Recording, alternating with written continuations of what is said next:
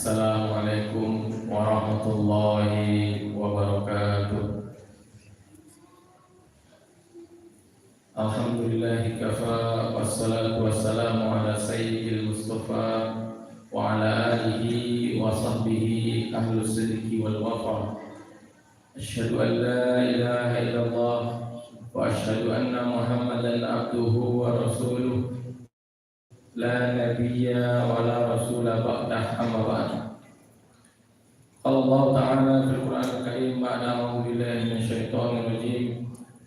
Ya ayyuhan nasu taqu rabbakum alladzi khalaqakum min nafsin wahidah wa khalaqa minha zawjaha wa bassa minhuma rijalan katsiran wa nisaa'a wattaqullaha alladzi tasaaluna bihi wal arham innallaha kana 'alaikum raqiba. Wa qala nabiyuna Muhammadin sallallahu alaihi wasallam ittaqillaha haitsu ma kunta wa atbi'is sayyi'ata hasanata tamhuha wa khaliqin nasa bi khuluqin hasanin. Rabbi shrah li sadri wa yassir li amri wahlul 'uqdatam min lisani yafqahu qawli. Allahumma la sahla illa ma ja'altahu sahla wa anta taj'alul hazan in syi'ta sahla.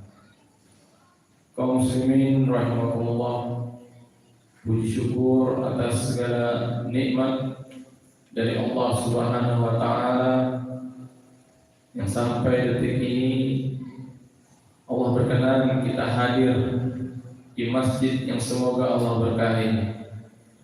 Tidak lain tidak bukan itu adalah taufik dari Allah Subhanahu wa taala.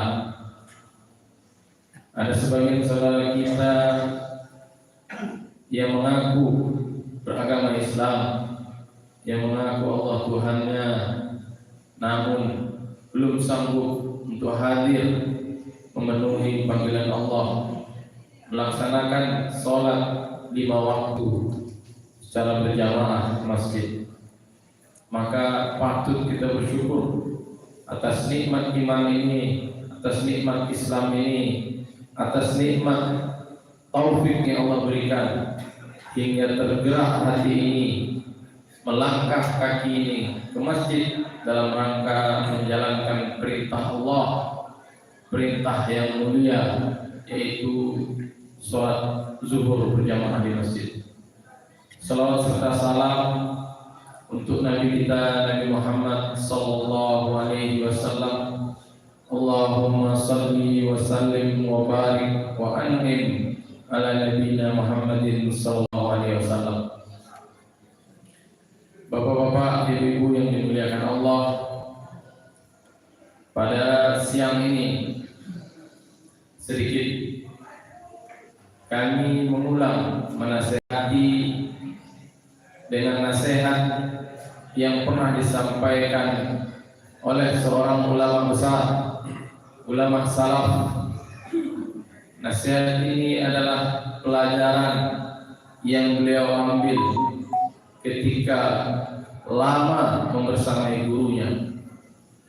Maka gurunya pernah bertanya kepada beliau, Imam Syaqiq Al-Balkhi bertanya kepada Hatib Al-Asam selaku muridnya, yang mana Hatib Al-Asam ini kemudian adalah seorang ulama besar, seorang ahli hikmah.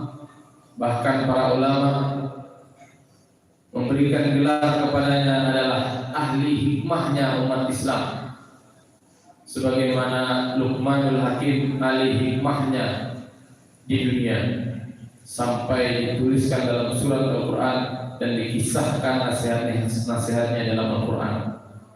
Maka ahli hikmahnya umat ini adalah Hatib Al-Asam. Hatib Al-Asam yang artinya adalah hatib yang tuli, walau sebenarnya beliau tidaklah tuli, bahkan mungkin pendengarannya sangat tajam, namun ia diberi gelar dengan Al-Asam, hatib yang tuli. Ketika satu waktu dia didatangi dalam majelisnya oleh seorang wanita, yang menyebabkan dia menjadi diberi gelar tuli ini. Wanita ini bertanya sesuatu tentang Islam. Di tengah pertanyaannya, entah bagaimana, entah wanita ini perutnya sakit, masuk angin atau bagaimana, di tengah pertanyaan wanita ini buang angin. Dan dengan suara yang lumayan keras, sehingga majelis itu mendengar suara buang angin sang wanita. Tiba-tiba wanita ini terhenti, mukanya merah dan dia sangat malu. Kemudian Hatim Al-Asam berusaha meyakinkan kepada sang wanita bahwa dia tidak mendengar apa-apa. Maka Hatim mengatakan, mulailah bertanya, apa yang mau ditanyakan? Seakan-akan dia belum mendengar apa-apa. Padahal wanita itu sudah bertanya setengah pertanyaan. Lalu wanita itu mulai bertanya lagi. Belum selesai dia bertanya, Hatim menyela, naikkan suaramu sedikit, saya nggak dengar suaramu. Akhirnya wanita itu menaikkan suaranya lagi dan mengulang pertanyaannya. Hatim menyela juga, naikkan lagi, nggak dengar saya, keraskan. Sampai wanita ini yakin bahwa Hatim tidak mendengar suara buang angin tadi dan mukanya pun sudah tidak memerah lagi. Lalu dia bertanya dengan normal sampai selesai. Dan rahasia itu dijaga oleh Hatim sekitar 15 tahun dalam kisah. Kisah ini disebut kisah ini ada dalam kitab Hilyatul Auliya. Sementara nasihat ini ada dalam kitab Mukhtasar Minhajul Qasidin Imam Ibnu Qudamah Al-Maqdisi. Pelajaran yang juga. Begitulah Hatim sang ulama menjaga perasaan sang wanita, menjaga perasaan kaum muslimin sampai 15 tahun setelah wanita itu meninggal, barulah beliau mengisahkan kepada orang-orang khalayak ramai kenapa gelar Al-Asam itu diberi kepadanya, padahal dia tidaklah tuli, dia hanya pura-pura tuli, hanya dia menjaga perasaan sang wanita. Maka kita juga layak untuk menjaga perasaan orang, jangan sampai menyakiti hati orang lain dengan mudah. Maka Imam Syakir Al-Balkhi bertanya, wahai Hatim, sudah lama engkau belajar bersamaku, membersamaiku, apa saja yang sudah engkau ambil pelajaran dariku? Maka Hatim menjawab, ada setidaknya 8 pelajaran yang tertuang dalam kitab Mukhtasar Minhajul Qasidin. Kita bahas mungkin satu saja. Yang pertama, kata Imam Hatim, saya suka mengamati manusia. Sebagaimana kita juga suka mengamati manusia, terutama orang-orang yang terdekat dengan kita. Tapi Hatim mengamati manusia bukan untuk mencari kesalahan dan aibnya, apalagi untuk diceritakan kepada orang lain. Tidak. Saya suka mengamati manusia dan lalu saya melihat setiap manusia pasti ada yang dicintainya. Baik manusia lain yang mencintainya, pasangannya, suami istrinya, anaknya, orang tuanya, atau teman baiknya, karib kerabatnya, atau mungkin benda yang dia cintai, harta bendanya, mobil mewahnya, kebunnya, kedainya, rumahnya yang mewah bertingkat mungkin. Yang jelas setiap orang pasti ada yang dicintainya. Tapi ketika orang itu meninggal, dia pun meninggalkan apa yang dicintainya, dan apa yang dicintainya tidak ikut ke dalam kuburnya. Sebagaimana sabda Nabi, yatba'ul mayyit salasa, yang mengikuti mayit itu hanya 3, maluhu wa ahluhu wa amaluhu. Keluarganya, hartanya, dan amalnya. Itu yang mengikuti mayat ke kubur. Kata Nabi, fayati isani wa yabqa wahid. Yang 2 pulang, yang 1 tinggal. Fayati ahluhu wa maluhu. Keluarga dan hartanya pulang. Istri kesayangannya, istri yang sangat menyayanginya pulang. Atau suami kesayangannya, atau suami yang menyayanginya mengantarnya kemudian pulang.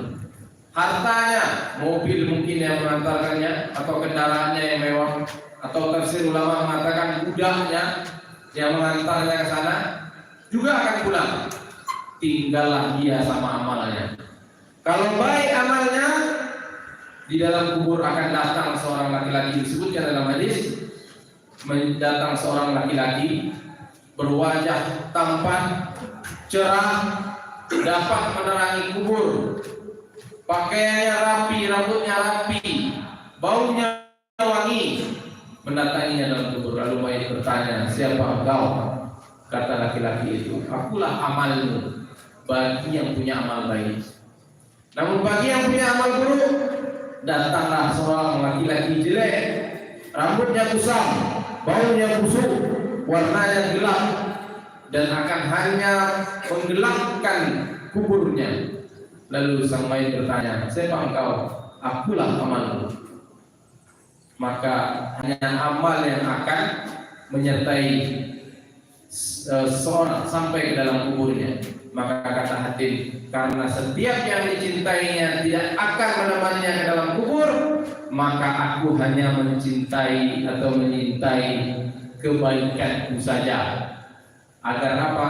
Agar yang aku cintai dapat menemaniku nanti di dalam kubur. Maka salah satu kebaikan itu adalah doa anak yang soleh. Doa ampunan anak yang soleh dapat menerangi kubur.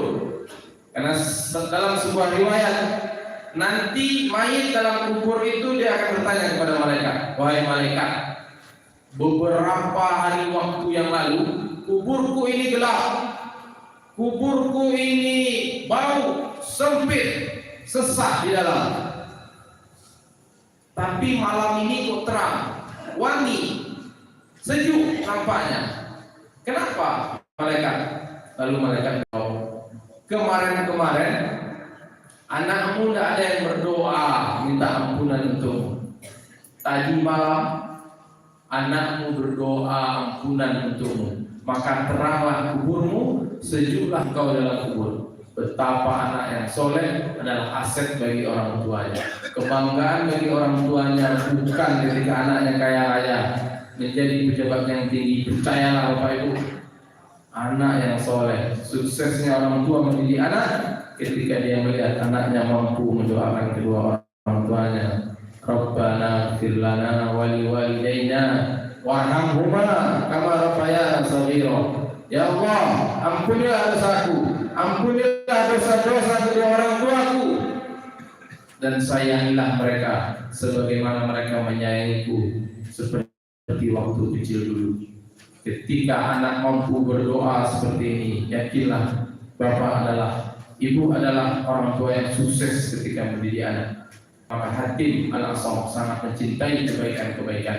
Dan salah satu dari kebaikan yang akan banyak melahirkan kebaikan adalah zikrul maut. Kata Imam Ad-Daqqaq, man aktsara zikrul maut akrama bi thalatha. Barang siapa yang banyak mengingat kematian, akan Allah muliakan dengan 3 hal. Para ulama kita zaman dahulu, para ulama salaf, itu mereka sangat kuat dalam mengingat kematian. Bahkan di antara mereka dengan sengaja membeli kain kafannya sendiri, dan untuk dia lihat-lihat setiap hari, dia pegang-pegang setiap hari, agar selalu dia mengingat kematian. Bahkan sampai dia menggali lubang seperti kuburan di depan rumahnya. Sesekali dia masuk ke dalamnya, dia merenung bahwa dia suatu saat juga akan mati. Maka orang yang suka mengingat kematian akan Allah muliakan dengan 3 hal, kata Imam Ad-Daqqaq. Yang pertama, ta'jil taubat, akan dia segera bertobat karena dia sangat mengenal betul kematian datangnya kapan saja, tidak pernah izin kepada badannya kapan dia akan tiba. La yastakhiruna sa'atan wa la yastaqdimun. Tidak ada yang bisa mengakhirkannya sedikit pun, dan tidak ada yang bisa mengakhirkannya sedikit pun. Nah, ini salah satu buah dari kebaikan zikrul maut. Banyak-banyak mengingat mati. Banyak mengingat mati, bukan putus asa dengan dunia, tidak. banyak mengingat mati, hanya memperkuat ibadah, bukan putus asa kemudian malas-malas dengan dunia, bukan seperti itu. Maka mendahulukan taubat, takjil taubat, menyegerakan taubat adalah bagian dari karunia Allah. Setiap kita berbuat salah, bertobatlah. Buat salah lagi, bertobatlah. Walaupun setiap hari kita berbuat salah, karena memang kita adalah tempatnya salah dan khilaf, selalulah bertobat. Namun setan selalu menggoda kita untuk mengakhirkan taubat. Hati-hati, itu adalah godaan setan. Kita terus bertobat. Allah Tawwab, Allah adalah Maha penerima taubat. 1000 kali kita berbuat dosa berulang-ulang, Allah ampuni. Allah Ghafur, Allah Maha Pengampun. Allah Maha Pengampun, Allah selalu akan mengampuninya. Yang pernah menyesal, la tayasul rahmatillah, yang pernah putus asa dari rahmat Allah, pintu taubat selalu terbuka. Dan jangan mau digoda setan untuk mengakhir-akhirkan taubat, karena orang yang menjaga taubat adalah orang yang mendapat karunia dari Allah Subhanahu wa taala, dan Allah adalah paling cinta kepada orang yang bertaubat, sampai disebutkan dalam hadis Nabi yang cukup panjang bagaimana bahagianya Allah ketika ada hambanya yang bertaubat. Bahagianya Allah ketika ada hambanya yang bertaubat seperti seorang yang ingin perjalanan jauh dengan membawa bekal yang lengkap, di tengah padang pasir dia istirahat dan tertidur, dan terbangun hewan tunggangannya dan makanannya, semua persiapannya lari bersama tunggangannya. Dia cari keliling padang pasir sampai putus asa, tidak ketemu. Lalu dia tertidur di bawah pohon kecil itu lagi. Kemudian terbangun, setelah terbangun ternyata hewan tunggangannya ada di depannya, sama dengan persiapan makanan dan minumannya. Sungguh sangat bahagialah orang yang seperti itu. Bahkan dia sampai berdoa terbalik, salah doanya. Ya Allah, Engkau adalah hambaku dan aku adalah hambamu. Saking bahagianya orang itu. Dan itu disebutkan dalam hadis Nabi.